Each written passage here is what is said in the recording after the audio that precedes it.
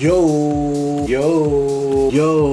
Yo! What's up guys? I'm so excited today kasi mag-unbox na naman tayo ng sapatos. So hindi lang tayo mahilig sa music, sa gadget, sa kotse. Mahilig din tayo sa sapatos. At itong i-unbox natin today guys ay isang lifestyle shoes. So finally nakakuha tayo. So ano pa hinihintay natin? Tara, tignan natin yung tutuloy kong sapatos. Let's go! So guys, so ito yung box. So it's color black. Dito ay swoosh. Dito sa gilid nating special swoosh, pangalan ng sapatos, tsaka yung size. Sa ilalim, just Nike Check Air swoosh. At sa taas guys, alam nyo kung kaninong logo yan, kay Kobe Bryant. So sinasabi ko lifestyle shoes to. So itong box na to is parang yung old box ng mga basketball shoes na Pro-Tro ni Kobe, kasi yung mga nire-release ngayon is parang mga Jordan 1 box. Pero anyways, buksan natin kung ano yung nasa loob. Let's go! So, merong white paper and yung shoes. Meron nga pala ding sticker na free, Mamba logo, and yung shoes. Look!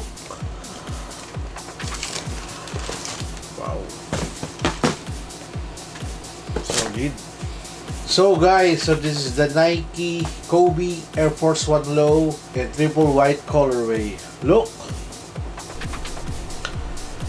Nice. So,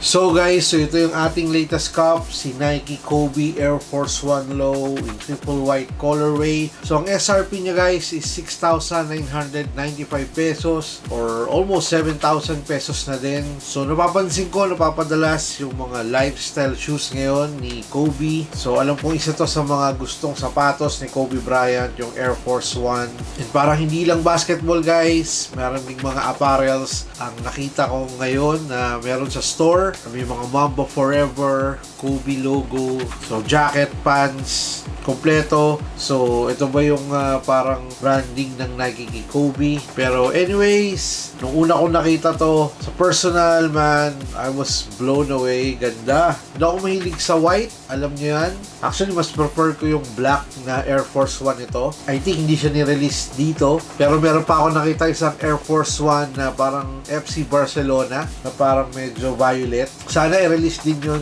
dito sa atin. Ganda rin nun. And alam nyo naman pag white, lalo na dito sa atin sa Pinas, pag sinuot nyo to is sobrang daling dumumi, or kahit ako pag nira ko to sa labas, for sure mahirap linisin and mahirap i-maintain itong Air Force 1 pag ganito yung kulay. Pero alam kong maraming tao ang mahilig sa Air Force 1, maraming taong mahilig sa triple white na Air Force 1. Ako, like I said sa previous unboxing natin, I'm not really a big fan of Air Force 1. I'm more of a Nike Dunk Low. Pero syempre, Kobe Air Force 1 collab, sino bang hindi tatanggi dito? And ngayon ko na-appreciate, ang ganda pala ng Air Force 1, lalo na pag may logo ni Kobe dyan. So, napaka-solid ng triple white na to, and parang reflective yung materials niya na may snake skin. So, last time nag-unbox tayo ng Kobe Air Force 1 Low na Sophia Low. So, I think this is sold out na compared dito sa white. So, hindi ko lang alam guys kung saang store meron pa nito, pero nakikita ko sa mga vloggers is I think meron pa sa The Fort. Hindi ko lang alam guys kung may size pa, pero alam ko parang hindi masyadong na-hype to. So ito talaga yung naubos. Saka yung nauna na ni-release dito sa atin, yung parang white saka yellow. So kung gusto nyo mapanood yung unboxing nito guys, andyan lang yung link sa taas at meron din link sa baba. So I'm so happy na nakakap ako ng Air Force 1 ni Kobe, kasi alam nyo naman, bilis maubos, especially pag Kobe Bryant shoes. And nakita ko parang maraming Kobe Bryant shoes ang ilalabas guys. Basketball shoes from 6, 9, meron pa ako nakitang Kobe 3, 4s, 5s. So, grabe. Sana magtuloy-tuloy. And alam ko marami rin nakakuha nito. Maraming nakakap. So, alos maubos din to doon sa cup and rock ng Park Access. Isa sa mga na-appreciate ko talagang sapatos, itong Kobe Air Force 1, guys. On hand. Ang ganda niya. Panalong panalo yung design para sa akin. Kung kayo tatanungin, anong mas trip nyo? Si Sophia Loba o si White? Please leave a comment sa baba. It's all good. And surprisingly, they're both good on my feet. Kung i-rate ko tong sapatos na to, for me, it's 9 out of 10. So, almost 10 siya sa akin kung black lang to, all black. Pero na-appreciate ko yung ginawa ng Nike dito na parang reflective na nakita mo yung snake skin dun sa sapatos. Galing, no? And gusto ko tong logo na nilagay dito. Pati yung number sa likod. So, 8 and 24. So, kayo guys, nakakap ba kayo ng Air Force 1 na Kobe, na triple white? Please leave a comment sa baba kung anong masasabi nyo dito. Is this a cup or drop? Sa mga Kobe fans, this is a must-have para sa akin. And dahan-dahan ko rin na-appreciate ang Air Force 1 in terms of comfort, saka yung feel nito. Kasi like I said, isa lang ang naging Air Force 1 ko. Mas marami ako nabiling Dunks Low dati. So hopefully, magka-release pa ng mga lifestyle shoes si Kobe, like ginagawa sa Jordan, di ba? Yung mga Jordan 1 lows, yung mga RMs. So ito guys, typical Air Force 1 compared dito sa Sophia Low na may React insole. So ito normal insole lang. Kung tatanungin ako sa comfort, parang mas komportable to kasi may React siya. Pero all goods din talaga ang mga Air Force 1. And for me, this is a mga nice triple white na nakita ko. Ayos. So guys, yung upper niya, like I said, it's leather. Parang nakita niyo yung snake skin. Pati dito sa check. Paikot yan guys. Then, meron dito ng Mamba. Sa kabila is Forever. Then ito yung sintas. So, traditional sintas ng Air Force 1. May logo ni Kobe Bryant. So, hindi Nike ang nakalagay. So, dito ay may logo, magkabilang sapatos. So, yun yung isa sa mga nagustuhan ko dito. And like I said, 8 tsaka 24. Very nice. And ito yung traditional na midsole ng Air Force 1. As you all know, yung comfort. So, maraming nakagamit na ng Air Force 1. So, it's so good. Maganda yung foam. Medyo comfy, pwede na din, ayos na din, and may air nakalagay dito. Doon sa Sophia Low, Kobe ang nakalagay.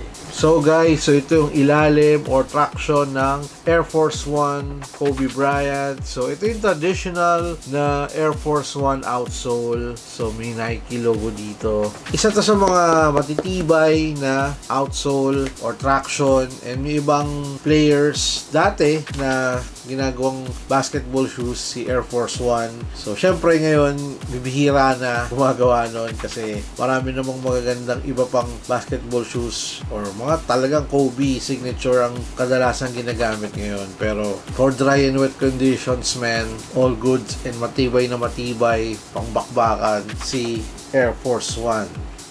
So in terms of sizing, so kinuha ko si Air Force 1 on size 10. Sa Sophia Low, nag 10.5 ako dito kasi sabi ko nga may insole, so baka masikip. Actually, maluwag talaga sa akin ng mga Air Force 1. So madalas kasing size ko sa mga Nike Dunk Low, meron akong 11, meron akong 10.5.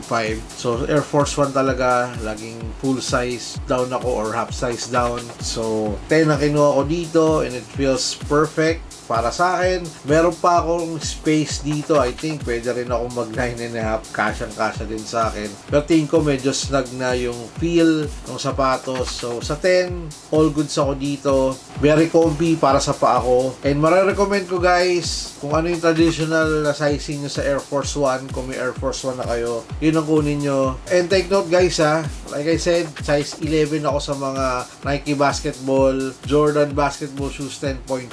So dito 10. So I think half size down kung mga 11 din ang size nyo sa sapatos. Pero since I think meron naman ito sa store o may mga Air Force 1 naman ngayon sa store, madaming Air Force 1, so pwede nyo naman siyang isukat bago kayo bumili ng Kobe kung trip nyo tong colorway na to. Ayos.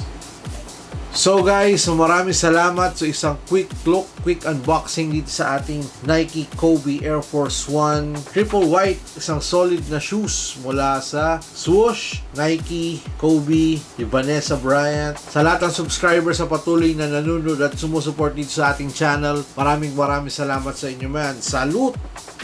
Like and subscribe kasi minsan namimigay tayo ng mga giveaways, and please follow me on Instagram for more updates and details sa ating mga videos, stories, reels, at kung ano-ano pa. And please also like my Facebook page kasi nag-upload din ako doon ng mga videos, kung may giveaways, stories, at kung ano mga trip natin. So sana guys, supportahan nyo ako sa aking mga social media accounts. Meron din nga pala akong TikTok account kung gusto nyo makita doon ng bagong releases na sapatos, fresh from the mall. So nag-upload ako doon ng videos. Kung trip nyo lang sa TikTok, please follow me, and kita-kits tayo ulit sa susunod na video. Maraming salamat. Hanggang sa susunod guys. So peace. I'm signing out. Swoosh. Black Mamba.